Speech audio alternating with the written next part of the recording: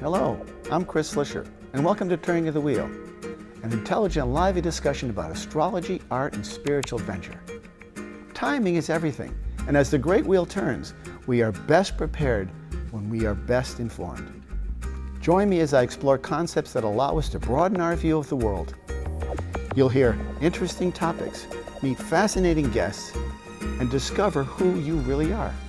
Using the time-tested practices of astrology, you'll learn how to accept change as the great wheel of life turns. Astrology, art, and spiritual adventure on Turning of the Wheel TV with Chris Slisher. Hey, welcome to Turning of the Wheel. My name is Chris Slisher. As you know, this is a show about astrology, art, and spiritual adventure. And today, we're going to be talking about the planet Mercury. The planet Mercury is that one that's right over there. There you go. It is it's the closest to the sun. And in an astrological standpoint, it is one of the most prominent planets in the whole array of planets. And the reason I say that is because it is a very key component of our individual characteristics and our personalities. Mercury in the astrological chart of the individual is never more than 28 degrees away from the sun. So obviously, whatever your sun sign is, it's going to have a residual reflective quality of that same sort of planet that wherever your sun is. So if you're in Aries, the odds are pretty good that you might have Aries, Mercury in Aries. But with the 28 degrees, don't forget, it can go before the sun or after the sun. So you may be very well that Mercury might end up in Pisces. But that comes when you know the granularity of the astrology chart, in which you have to contact a professional astrologer in order to get. When you understand the layout of all the planets in your chart, you'll understand they're like players in your game box. They're the players in your chess box. Each of the planets has a distinct characteristic, and today we're going to be talking about Mercury. Mercury is one of the few planets I've not spoken about yet, so I'm anxious to get onto that topic. It's one of my favorite topics because guess what Mercury rules? It rules communication. And what am I doing? I'm communicating with you. And so this is a perfect example of Mercury in action. Now, Mercury as a planet is a very fast-moving planet. Don't forget that if you think of the solar system with the sun at the center, and you think of it as a hub of a wheel, the sun being the hub of a wheel, all the planets that go out as they get further away from the sun move at a much slower rate because their journey is longer. Mercury, being close to the sun, moves very quickly, and as a result, it goes by very fast. We all know about Mercury retrograde. I'll get into that in a few minutes, but right now I want to start off with some of the characteristics of what Mercury is. Mercury represents our ability to communicate. It's almost every form of communication you can imagine, whether it has to do with physical, verbal communication, eye communication, body language, the creative arts, the intellect. All of those characteristics are part of what Mercury embodies in the individual. When that Mercury is in different signs, it takes on the characteristics of that sign. And so therefore, they have different characteristics and they are manifested differently as a result. Now, Mercury is interesting for a number of characteristics. One, because it is the key to how we communicate. Now, anyone who's ever been in a relationship, no matter where you are in that relationship, the secret to communication and to getting along with a person is the ability to have an open dialogue and be able to communicate in an even level, compromised manner.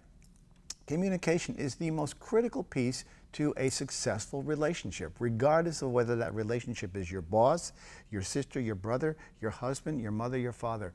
No matter what that situation is, that dialogue and the way that dialogue unfolds is critical to what it is in your chart. And this is a characteristic that you're born with, much the way you're born with the sun, the moon, the Mercury, and all the other planets in the solar system, all those behind me. Those all have a certain spot in your chart. And that chart, when it's constructed, they all occupy a distinct area of your life, and that's where you'll see them manifest.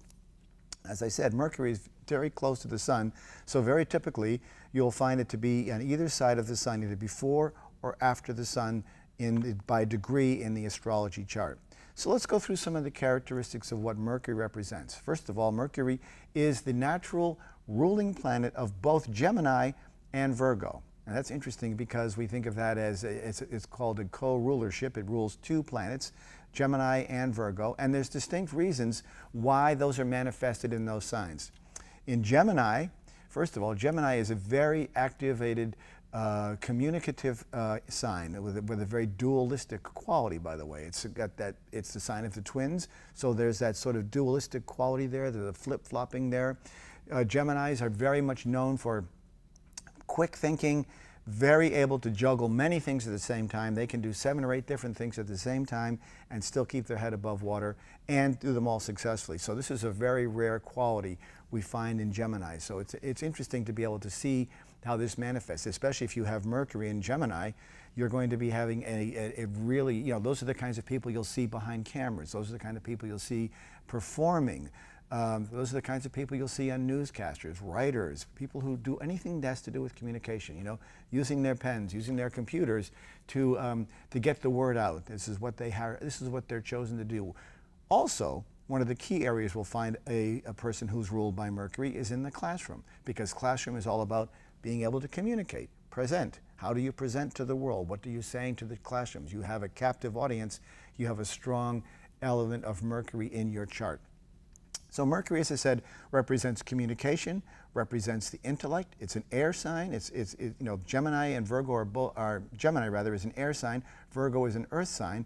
But the Gemini quality of what it is with Mercury is that intellectual quality, that ability to tease out information, that ability to manifest the right information, to keep the conversation going, to sort of, what's the best word for it? Well, I guess is to have clarity and lots of data. That's where the Virgo part comes in. So let's just split that apart for the time being. So Gemini, ruled by Mercury, which is the planet I'm talking about, has the ability to communicate. They're highly creative, very conversant. They are the people who love to talk. You find somebody with a with a Gemini ascendant or a Gemini moon, you'll find somebody who loves to talk. It's not a detriment, it's an attribute if it's used properly. But these are people who like to talk. Matter of fact, they're not comfortable most likely unless they are talking or observing or saying something. They're the people who are constantly chipping in their 2 cents about something and in conversations. Very lively, very engaged, very easy people to approach and to talk to.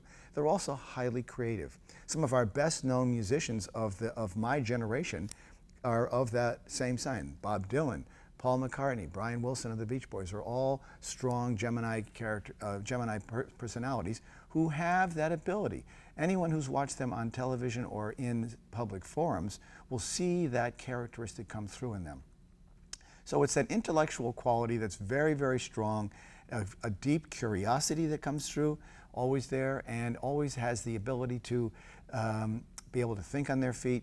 Oftentimes they're very quick-witted. We'll find a lot of comedians also have Gemini or Mercury and Gemini as part of their charts. They have that rare quality to be spontaneous and to really think on their feet. So they're good people for salesmen. People love to have them for salesmen because they always seem to come through. Now, when I mentioned earlier that Mercury is their ruling planet, Mercury also rules Virgo. And Virgo and Gemini are both mutable signs. Now, Virgo is an earth sign. Now, the reason Mercury works for Virgo is because it has the ability to find the details. Details are very critical to what makes a Virgo work. Mercury, dealing with data, dealing with information, dealing with reams and reams of information coming through, this is the ability where this comes through the most. This is where we see it the strongest, is in this ability to carry on and to continue the ability to communicate in thorough dialogue with a sense of purpose. And it's amazing how a person who has a strong Mercury in their chart can actually think on their feet and oftentimes will stun you with the amount of information that they know and how that they communicate. And we'll go through each of the signs and where that is when we get to that point. We also have the houses to deal with in astrology, so Mercury will be in a house typically near where your sun is, as I mentioned earlier, no more than 28 degrees away. So when we think about this sense of communication and how it all pans out, we begin to see how it manifests in your life. And as I said, you find a couple who shares this similar quality, you'll find an immediate understanding. There's a sense of symbiotic relationship where Mercury always seems to come through and has the ability to bridge the waters. Now, of course, because they are so quick thinking, they may be very difficult to keep up with. But they tend to be extremely fidgety sometimes, very nervous people. This is the Geminis I'm talking about. And it has to do with that very fast-moving mercurial quality. And don't forget that Mercury, the other name for Mercury is Quicksilver, and Quicksilver is impossible to hold. And if we think back to Greek mythology, Mercury was the winged god, the winged messenger, the person that brought the messages. Messenger is really quite the best word to describe Mercury. Mercury is the messenger of the zodiac. We have other planets that have other roles and places and stuff like that, but Mercury is the messenger. And when we have Mercury in our charts and we know where that is, we are fully informed about how we can best manifest that self. Mercury does the best in the air signs, there's no question about it. A person with Mercury in Gemini, Mercury in Libra, or Mercury in Aquarius would find those abilities to communicate highly, highly favorable. It's a very strong characteristic in the chart of the individual. Some of the characteristics I want to go through with you is that when we find, so when you cast your astrology chart, it's based on the birth date, the birthplace, and the birth time. If you don't know that, be sure you contact me, Chris Flisher. www.turningofthewheel.com is my website, and when you do that, you'll be able to contact me. I have an email there. I'm also on Facebook as Chris Flisher. I'm also on Twitter, and I'm on YouTube as well. But when you contact me, I can cast a chart based on those three parameters: the birth time, the birth date, and the birthplace. The time of birth sets the order of the houses in the chart, and that's where you will find out where your sun is. And then when you know where your sun is, you know that Mercury will be either 28 degrees before or 28 degrees after, or something in between. It can be no more than 28 degrees away from the sun at any point in time. And that's due to the geometry of the proximity of Mercury to the sun. Again, getting back to that idea of that giant circle where we have the sun in the center of the hub and all the planets around the outside going at different speeds. The further out you go into the solar system, the slower that planet will be, and the more generational that impact will be. Planets that are close to the sun, the moon, Mercury, Venus, and Mars, are all what we consider to be personal planets. The planets beyond that, Jupiter, Saturn, Uranus, Neptune, and Pluto tend to be transpersonal, meaning that they relate to generations. So even though those planets move very slowly, they impact a large body of people. But today we're talking about Gemini, and Gemini is a personal planet and one that's very indicative. So when we look at that chart and we cast that chart, and you know where your house is, and you know where your sun is, where your primary purpose is, and the sun will fall in one of 12 different houses in your chart based on your time of birth.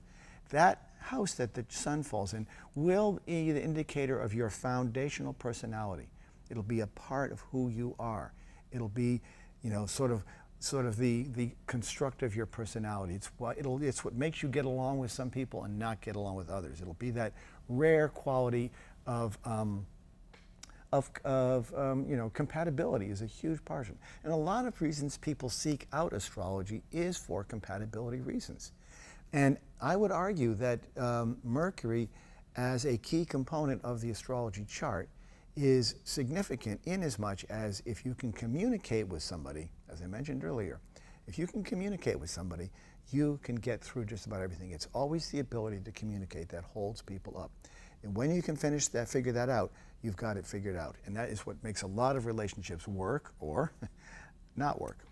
And when I look at astrology, and oftentimes people will come to me for that sort of consultation. They'll say, why am I not getting along with so-and-so? And you can clearly see it. Also, the other day I ran into somebody at a restaurant, and they had a Libra and a Gemini. They were a couple together, and they were a very good match because they have that intellectual repartee, that intellectual sort of give and take. So let's go through some of the houses, and we'll talk about what that's like. And I would urge you to contact me and get a chart so that you can at least see where this is. And when you understand where these are, you'll understand your life completely better. It's very good for, astrology is amazingly accurate. None of us really know why it works, to be honest. I'll say that to you in public confession right here. None of us really know why it works. We just know that it does. It's got thousands and thousands of years of authenticity, of accuracy, of in-depth analysis, of famous people who have lived through the qualities of their signs. We can see it all there very clearly, so we know that it works. It really is the earliest form of psychology, and because As Carl Jung had mentioned, that his best analogy for this was that we are like grapes on a vine. When we're born at a certain place and time, on that day, the weather is a certain way, the climate's a certain way, there's a certain amount of humidity, there's a certain amount of moisture. It's what's called the terroir of a grape, that the environment in which that grape comes into the world. When we know that, we can garner distinct characteristics of the individual, and it's incredibly accurate. So let's start with some of the houses. If you have Mercury in the first house in your chart, you have a very strong desire to communicate. This is where we find either in the first house or the ascendant, it's the same area. If you have Gemini there, and you have Mercury there, and those two parts of the chart, you're going to communicate. Absolutely going to be loved to communicate. You're going to be someone who's on stage, who's a performer, something like that. When it comes to the second house, don't forget, is the house of money and commerce. This is where we have a sense of ability to manipulate numbers and how to work with commerce. This is when you have a Mercury in the second house, you're very strong and skillful in all things having to do with commerce. And that would be things such as banking, managing funds, any sort of thing that has to do with finance, insurance claims, estates and wills, all those things fall under that same sort of characteristic. If you have Mercury in the third house, this is the house that Mercury actually rules, you are in perpetual motion. You're a person that cannot sit still. You're sort of the kind of person that's pacing the floors, going back and forth, always trying to do something, constantly on charge, constantly on. It's almost like this is the kind of person who can't sleep at night because their head is so busy, they're thinking so much. And this is the whole strongest quality of what this Mercury quality is like. When Mercury's in the third house, depending upon the person, you're going to find that that's going to be an incredibly amped up individual who just cannot stop talking. Now, I'll get into this later on. There are also other components about that are relevant to this same topic. When we look at the fourth house is the house of family. This is the house of the home. This is the domestic scene. When we are there, we find a strong tendency towards intellectual hobbies, intellectual interests, sort of the things that drive us to think more along terms of how we occupy our time when we're home. This is a real intellectual kind of quality. So there's a real difference when we think about what it means to be intellectual, because people who are intellectual are thinkers. They read a lot, they communicate a lot, they like to correspond, they are not content to be sort of sitting in the background. They want to be out in front. We move on to the fifth house. The fifth house is sort of, it's the house of playfulness and children. And if you have Mercury there in your fifth house, it is what's called joie de vie, or joy of living. It's where we have the most fun in our lives. It's where people love to create. They're very childlike. There's that ability to laugh and be spontaneous and have a lot of fun. All of that are really relevant in the fifth house. That's the house of fun and children. If you have Mercury in your sixth house is the house of service. And when you do that, there's a reliance on technique and technical ability. So this is the kind of person, this is where the real Virgo person quality side of Mercury comes out, because we see the ability to understand that sense of service, which is very much of a Virgo-oriented kind of quality. It's very strong there. When we move on to the seventh house, so service is the sixth house.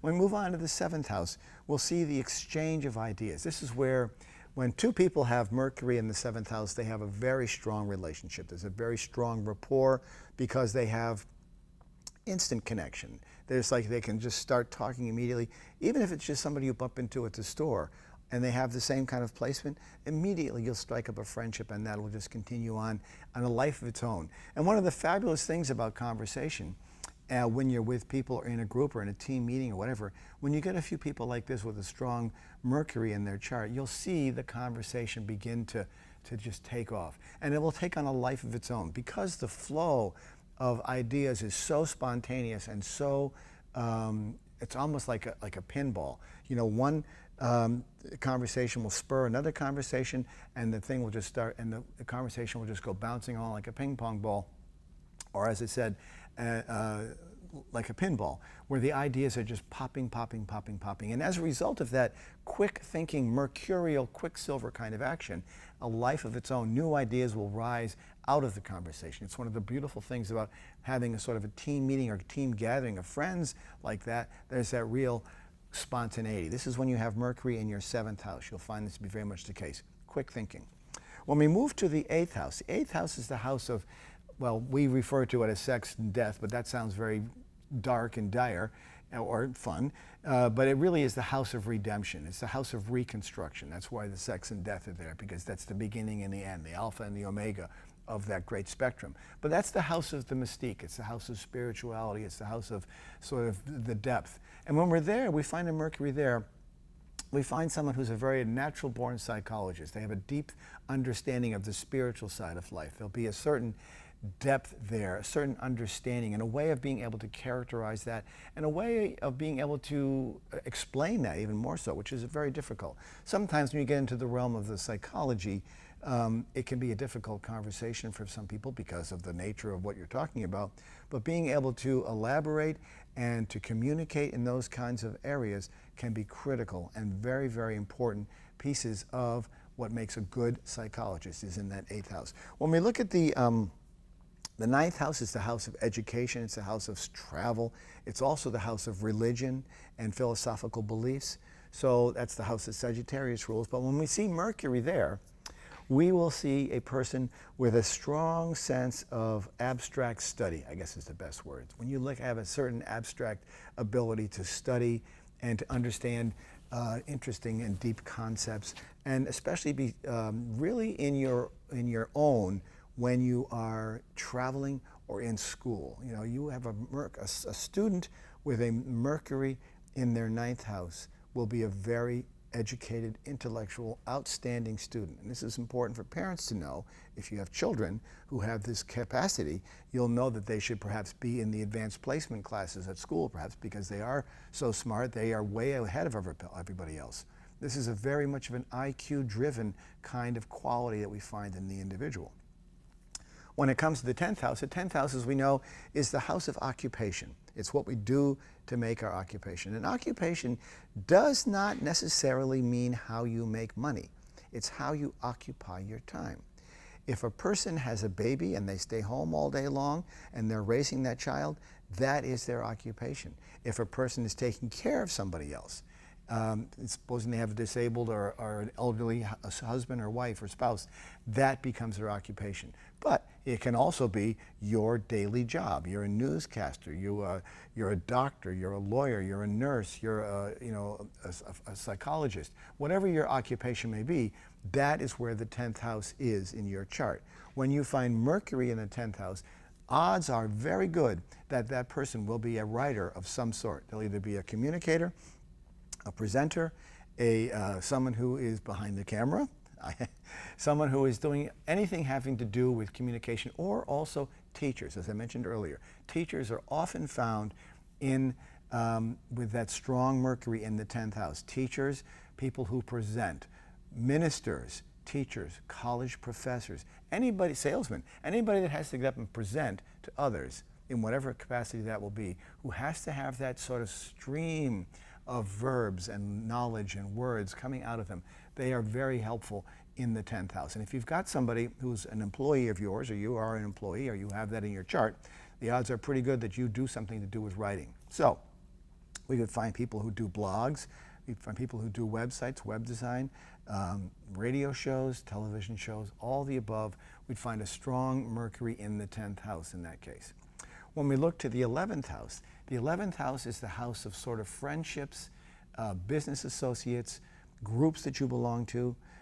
If you found a Mercury there, you're probably going to be aligned with people who like, the Toastmasters, for example. You know, there's a great group called the Toastmasters. They get together and learn how to speak in publicly. You might find somebody there who is in charge of that and understands the whole concept of communication. And one of the nice things, if you have people who have that strong 11th house quality of Mercury in the 11th house, you would see a strong sense of friendship, a lot of chatter, a lot of text messaging, a lot of communication between people, doing very well in team-oriented places where you're able to express yourself freely.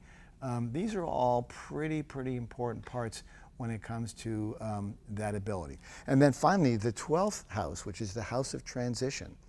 And the house of transition is a difficult house. People always get worried about it. And I want to just sort of characterize this in a different way if I could. Transition does mean an ending. There's no question about it. That's why it's called the house of transition. It is the very last house of the zodiac. Yes, it does mean an ending, but out of every ending, there is a new beginning.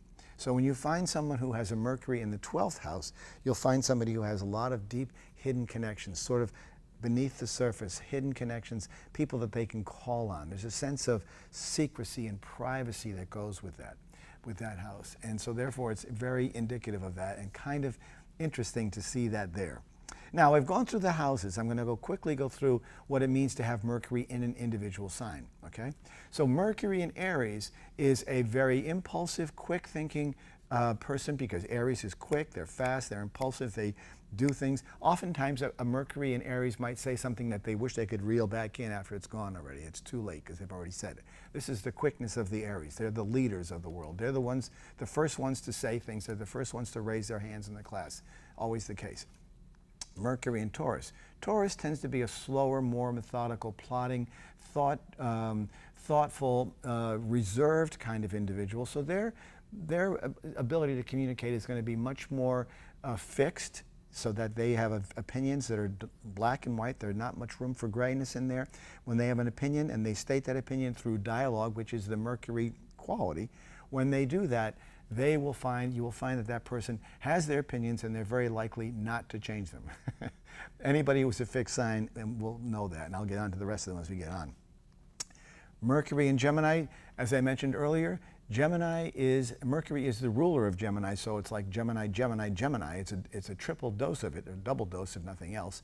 And a Mercury in Gemini is a person who loves to talk, and that will be the writer, the teacher, the musician, the creative person who has got that strong, only thing you can think of when you think of that person is communication and talking. And like you say, wow, that person likes to talk. Some people may say that about me, but I haven't got my Mercury there.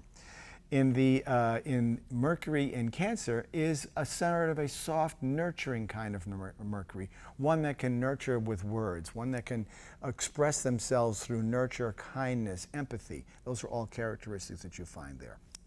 When we look at Leo, Leo is the big, bold lion of the crowd, the one that sort of sucks all the oxygen out of the room when they walk in. Think of a Bill Clinton or someone who has that sort of strong quality. And there you'll find someone who's not ashamed or afraid to talk, if they're not afraid to speak their opinions, is very creative and bold in what they say. And they are also a fixed sign, so again, there's going to be that ability to find their opinion and stick with their opinion. They're not going to move. When we find Mercury in Virgo, we find that great, gentle servant who can be very good with helping others, but also has a very sharp tongue, one that can be very critical of other people. There's a sense of criticism that's there and sort of judgment that can be misconstrued if taken the wrong way. But just be aware of that if you have the Mercury in Virgo, that's what you're likely to find, or a person with that.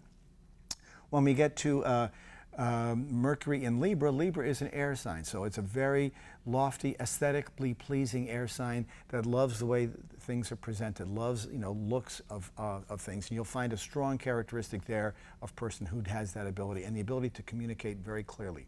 When we get to Scorpio, you're going to find a person with deep secrets with Mercury. Mercury's going to have that deep secret underlying quality there where they hold their cards very close to their chest. Sagittarius Mercury is going to be a person who loves to travel and loves to express themselves through deep philosophical areas and ideas. When we come to the Capricorn Mercury, we're going to find someone who's very driven and sort of very methodical. This is the sort of the real pioneer, the person who loves to talk about building and what it takes to build. When we come to Mercury in Aquarius, we see the person who loves the big global view, the Abraham Lincolns, the Franklin Roosevelts. They're the ones that do that really strong kind of quality. And then when we get to the final Mercury in Pisces, we're going to see the dreamer, the person who fantasizes and represents themselves through their dreams. This is a quick overview of what Mercury is all about, and I can gladly give you more information if you contact me at Chris. turningatthewheel.com is my website, and I'll talk to you all the next time we have a segment.